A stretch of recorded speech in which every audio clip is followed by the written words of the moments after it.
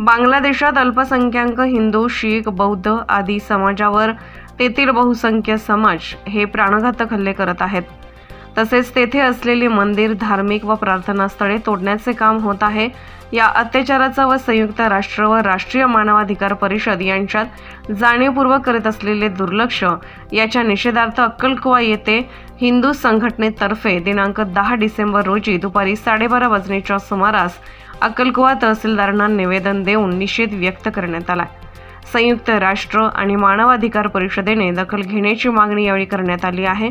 सदर यावेळी डॉ. रोहिदास वडवी, गणेश गिरी, यशवंत प्रभू, सुरेश जैन, डिंपल चौधरी, संदीप मराठे, प्रकाश सिंधी, किरण भावसार, स्वप्नील जैन, जगदीश खोंडे, जितेंद्र हिरे, धनराज शर्मा, योगेश मराठे, नरेश भुई, सुनील सोनवणे, खुशाल जाधव, प्रताप वसावे, तुषार जैन, आकाश परदेशी, शुभम परदेशी आदी उपस्थित होते।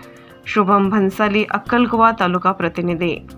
आपल्या परिसरातील घडामोडी पाहण्यासाठी आजच आपल्या MDTV न्यूजला सबस्क्राइब करा आणि बेल आयकॉन दाबा आणि रहा अपडेट।